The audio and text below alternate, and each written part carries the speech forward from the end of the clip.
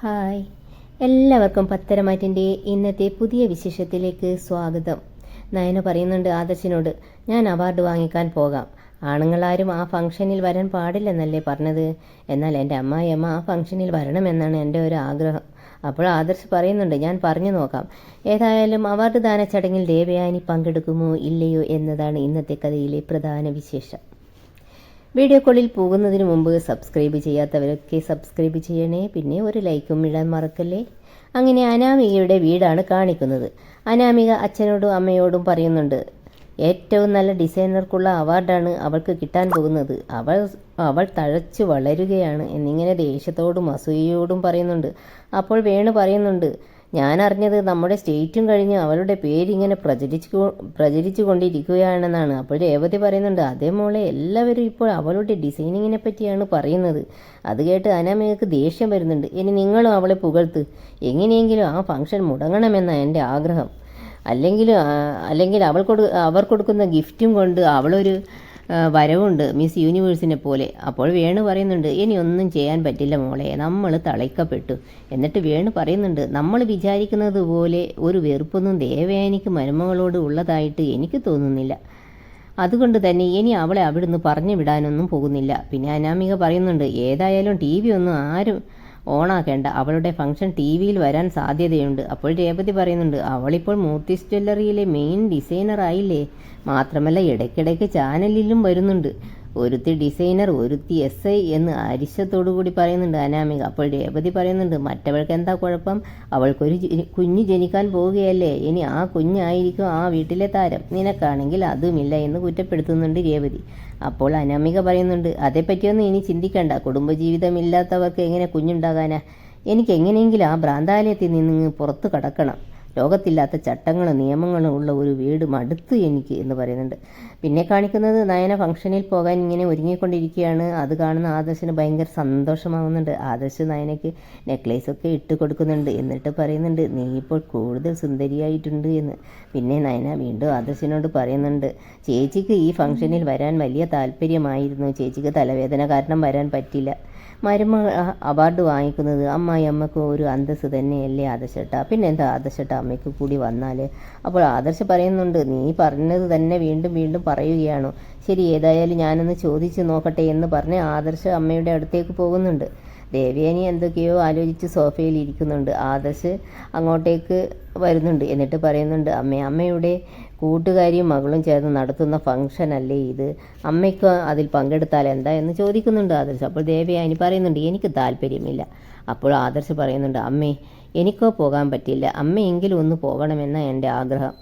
ഓ, അവളായിരിക്കും പറഞ്ഞത് ഞാൻ ഈ പ്രോഗ്രാമിൽ പങ്കെടുക്കണമെന്ന്. അവൾക്ക് ഭയങ്കര വാശിയാണോ ഞാൻ ഈ പ്രോഗ്രാമിൽ പങ്കെടുക്കണമെന്ന്? അപ്പോൾ ആദർശ് പറയുന്നുണ്ട്, ആ വാശി തന്നെയാണ്. അമ്മ പോയില്ലെങ്കിൽ ചിലപ്പോൾ പകുതി വഴി എത്തുമ്പോൾ അവൾ തിരിച്ച് അവളുടെ വീട്ടിലേക്ക് പോകും. അതിൻ്റെ നാണക്കേട് അമ്മയ്ക്ക് തന്നെയായിരിക്കും. കാരണം അമ്മയുടെ കൂട്ടുകാരിയും മകളും ചേർന്ന് നടത്തുന്ന ഫംഗ്ഷനാണല്ലോ ഇത്. അപ്പോൾ ദേവയാനി പറയുന്നുണ്ട്, എന്നെ തോൽപ്പിക്കാനാണ് അവളുടെ ശ്രമം. അവൾ അവാർഡ് വാങ്ങുമ്പോൾ ഞാനിങ്ങനെ കാഴ്ചക്കാരിയായി നിൽക്കണം. അതിനുവേണ്ടി മനഃപൂർവ്വം അവളൊരു സീൻ ഉണ്ടാക്കുകയാണ്. ഇന്ന് ഞാൻ ആ പ്രോഗ്രാമിൽ പങ്കെടുക്കുമ്പോൾ ഞാൻ ഒരുപാട് താണുപോകും. നിനക്കും അതാണ് ആഗ്രഹമെങ്കിൽ ഞാൻ പോകാം. അപ്പോൾ ആദർശ് പറയുന്നുണ്ട്, അമ്മ ആ ഫംഗ്ഷനിൽ പങ്കെടുക്കണമെന്ന് അവൾ ഒരുപാട് ആഗ്രഹിക്കുന്നുണ്ട്. ഇനിയിപ്പോൾ അമ്മ ചെന്നില്ലെങ്കിൽ അവൾ ചിലപ്പോൾ അവാർഡ് വാങ്ങാതെ തിരിച്ചു വന്നെന്നിരിക്കും. അവൾ അങ്ങനെ പറഞ്ഞു എന്ന് ചോദിക്കുന്നുണ്ട് ദേവയാനി. അപ്പോൾ ആദർശ്, അവൾ അങ്ങനെ പറഞ്ഞു, അതുകൊണ്ടല്ലേ ഞാൻ അമ്മയോട് പോകാൻ പറയുന്നത്. അപ്പോൾ ദേവയാനി, ശരി, അതുകൊണ്ട് മാത്രം ഞാൻ പോകാം. അവൾ അവിടുന്ന് അവാർഡ് വാങ്ങിയില്ലെങ്കിൽ ഗ്രേസിയുടെ മുൻപിൽ ഞാനാണല്ലോ കൊച്ചാവുന്നത്. ഇനിയിപ്പോൾ ഏത് വേഷത്തിലാണ് പോവുക എന്നാണ് ഞാൻ ആലോചിക്കുന്നത്. അപ്പോൾ ആദർശ് പറയുന്നുണ്ട്, സാരിയൊക്കെ അമ്മയ്ക്ക് ഞാൻ സെലക്ട് ചെയ്തു തരാം. വേണ്ട, ഞാൻ തന്നെ സെലക്ട് ചെയ്തു കൊള്ളാം, നീ പോയിക്കോ. അങ്ങനെ ആദർശ് അവിടുന്ന് പോകുന്നുണ്ട്. ദേവയാനിയുടെ മുഖത്ത് നല്ല സന്തോഷമുണ്ട്. എൻ്റെ മരുമകൾ സെലക്ട് ചെയ്ത സാരിയൊക്കെ ഉടുത്ത് എനിക്ക് പോകണം എന്നിങ്ങനെ ചിന്തിച്ചു കൊണ്ട് നിൽക്കുന്നുണ്ട്. പിന്നെ കാണിക്കുന്നത് അവാർഡ് കൊടുക്കുന്ന വേദിയാണ്. അവിടേക്ക് ദേവയാനി കാറിൽ വന്നിറങ്ങുന്നുണ്ട്. അവിടെ നയനയുടെ ഫോട്ടോ വെച്ച ഫ്ലക്സൊക്കെ കാണുമ്പോൾ ഭയങ്കര സന്തോഷമാകുന്നുണ്ട്. എന്നിട്ട് ഗ്രേസിയെയും മകളെയും കാണാൻ ഗ്രീൻ റൂമിലേക്ക് വരുന്നുണ്ട്. അവരെ കണ്ടതും ചിരിച്ചുകൊണ്ട് ചോദിക്കുന്നുണ്ട്, ഒരുക്കങ്ങളൊക്കെ എന്തായി എന്ന്. ആൻറ്റി കണ്ടില്ലേ ഒരുക്കങ്ങളൊക്കെ? പെട്ടെന്നുള്ള ഫംഗ്ഷൻ ആയതുകൊണ്ട് അധികമൊന്നും ചെയ്യാൻ കഴിഞ്ഞില്ല, എങ്കിലും തരക്കേടില്ലാതെ ചെയ്തിട്ടുണ്ട്. അപ്പോൾ ദേവയാനി പറയുന്നുണ്ട്, നന്നായിട്ടുണ്ട് മോളെ. പിന്നെ അവർ നയനെ പറ്റിയൊക്കെ ഇങ്ങനെ പറയുന്നുണ്ട്, അവൾ ചെയ്ത നല്ല കാര്യങ്ങളൊക്കെ പറയുന്നുണ്ട്. എന്നിട്ട് പിന്നെ നയക്ക് വേണ്ടി പണിയിച്ച മാലയൊക്കെ നോക്കുന്നുണ്ട്. ഇത് വളരെ നന്നായിട്ടുണ്ടല്ലോ. അപ്പോൾ ഗ്രേസി പറയുന്നുണ്ട്, ഇതിലും നന്നായിട്ടുണ്ട് നിൻ്റെ മരുമകൾ ചെയ്യുന്ന ഡിസൈനൊക്കെ. അപ്പോൾ ദേവയാനി, എങ്കിലും ഇത് അവൾക്ക് ഒരുപാട് ഇഷ്ടപ്പെട്ട മാലയാണല്ലോ, അതുകൊണ്ടാണ് ഞാനിത് പണിയിപ്പിച്ചത്. പിന്നെ അവർ നയന വരേണ്ട സമയമായി, നയനയെ സ്വീകരിക്കണം, ദേവയാനിയോടും വരാൻ പറയുന്നുണ്ട്. അപ്പോൾ ദേവയാനി പറയുന്നുണ്ട്, നിങ്ങൾ പോയി സ്വീകരിക്കൂ, ഞാനത് മറിഞ്ഞു നിന്ന് കണ്ടോളാം.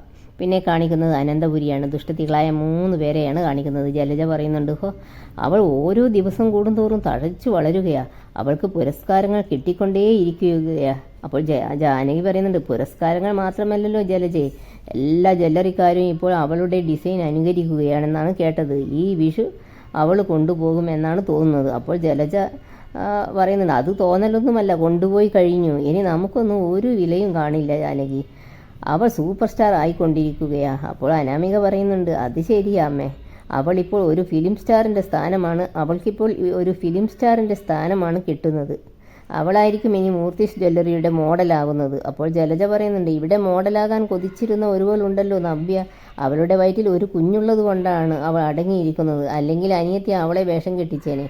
അപ്പോൾ ജാനകി പറയുന്നുണ്ട്, അങ്ങനെയൊന്നും വേഷം കെട്ടിക്കില്ല ജലജയെ, അവൾക്ക് സ്വയം വളരാനാണ് ഇഷ്ടം, അത് അവളുടെ ചേച്ചിയാണെങ്കിൽ പോലും അവൾക്ക് മുകളിൽ വളരാനൊന്നും അവൾ സമ്മതിക്കില്ല എന്നിങ്ങനെയുള്ള പല പല കുറ്റങ്ങളൊക്കെ ഇങ്ങനെ പറഞ്ഞുകൊണ്ടിരിക്കുകയാണ്. അപ്പോൾ അനാമിക പറയുന്നുണ്ട്, ഇപ്പോൾ എല്ലാത്തിനും വല്യമ്മയുടെ സപ്പോർട്ടും ഉണ്ടല്ലോ. അപ്പോൾ ജലജ പറയുന്നുണ്ട്, അത് ശരി, എല്ലാത്തിനും ഏട്ടത്തിയുടെ സപ്പോർട്ടുണ്ട് ഇപ്പോൾ.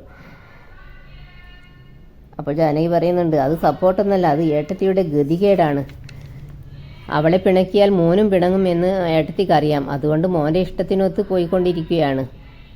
ഇനിയിപ്പോൾ ടി വിയിലെങ്ങാനും വരുമോ ഇത് എന്ന് ചോദിക്കുന്നുണ്ട് അനാമിക. അപ്പോൾ ജലജ പറയുന്നുണ്ട്, ടി വിയിലൊക്കെ വരും, ആദർശ് അവളെ പ്രശസ്തയാക്കുന്നതല്ലേ, ഒരാൾ ഡിസൈനർ, ഒരാൾ SI, ഇനി മറ്റവൾ പ്രസവിച്ചു കഴിഞ്ഞാൽ എന്താകുമെന്നറിയില്ല എന്ന് പറഞ്ഞ് സഹിക്കാൻ കഴിയാതെ ജലജ എഴുന്നേറ്റ് പോകുന്നുണ്ട്. പിന്നെ ജാനകി മരുമകളെ ഉപദേശിക്കുന്നുണ്ട്, നീയും അനിയുടെ കൂടെ കമ്പനിയിലൊക്കെ പോയി സ്ഥാനങ്ങളൊക്കെ ഒന്ന് പിടിച്ചെടുക്കാൻ ശ്രമിക്കണം. അപ്പോൾ അനാമിക പറയുന്നുണ്ട്, അതിന് എന്നെ കൂടെ കൊണ്ടുപോകാനുള്ള താല്പര്യം അമ്മയുടെ മോനില്ലല്ലോ എന്ന് പറയുകയാണ് അനാമിക. പിന്നെ കാണിക്കുന്നത് നമ്മുടെ ഈ ഫംഗ്ഷൻ നടക്കുന്ന സ്ഥലമാണ്. അവിടെ എല്ലാവരും നയനയെ സ്വീകരിക്കാനായി ഇങ്ങനെ റെഡിയായി നിൽക്കുകയാണ്. അപ്പോൾ അങ്ങോട്ടേക്ക് ഒരു കാറ് വരുന്നുണ്ട്, അതിൽ നിന്ന് നമ്മുടെ നയന ഇറങ്ങി വരുന്നുണ്ട്. എന്നിട്ട് ബൊക്കെയൊക്കെ കൊടുത്ത് നയനെ എല്ലാവരും കൂടി സ്വീകരിക്കുന്നുണ്ട്. അപ്പോൾ ആൻമേരി പറയുന്നുണ്ട്, അവസാന നിമിഷം ഞങ്ങളെയൊക്കെ ഒന്ന് പേടിപ്പിച്ച് കളഞ്ഞു. അപ്പോൾ നയന പറയുന്നുണ്ട്, അത് മനഃപൂർവ്വമല്ല, നിങ്ങൾ നടത്തുന്ന ഫംഗ്ഷന് അല്ലേ അമ്മ വരില്ലെന്ന് പറഞ്ഞതുകൊണ്ട് ഒന്ന് പിന്മാറി എന്നേ ഉള്ളൂ, അതിന് അമ്മയുടെ നേരത്തെ തന്നെ എത്തിയല്ലോ. അപ്പോൾ നയന ആകാംക്ഷയോടുകൂടി ചോദിക്കുന്നുണ്ട്, അമ്മ വന്നിട്ടുണ്ടോ എന്ന് ചോദിക്കുന്നുണ്ട്. അതേ വന്നിട്ടുണ്ട്, പക്ഷെ അത്ര വലിയ സന്തോഷത്തിലൊന്നുമല്ല, ഏതായാലും വന്നല്ലോ, അതുതന്നെ വലിയ കാര്യമല്ലേ. ഇതെല്ലാം മറിഞ്ഞു നിന്ന് നമ്മുടെ ദേവയാനി കാണുന്നുണ്ട്. അങ്ങനെ നയന വരുന്നത് ഇങ്ങനെ സന്തോഷത്തോടു കൂടി നോക്കി നിൽക്കുന്ന ദേവയാനിയെ കാണിച്ചുകൊണ്ട് ഇന്നത്തെ കഥ ഇവിടെ അവസാനിക്കുകയാണ്. നിങ്ങൾക്ക് ഈ വീഡിയോ ഇഷ്ടപ്പെടുകയാണെങ്കിൽ സബ്സ്ക്രൈബ്, ലൈക്ക് ചെയ്യാൻ മറക്കല്ലേ. Thanks for watching.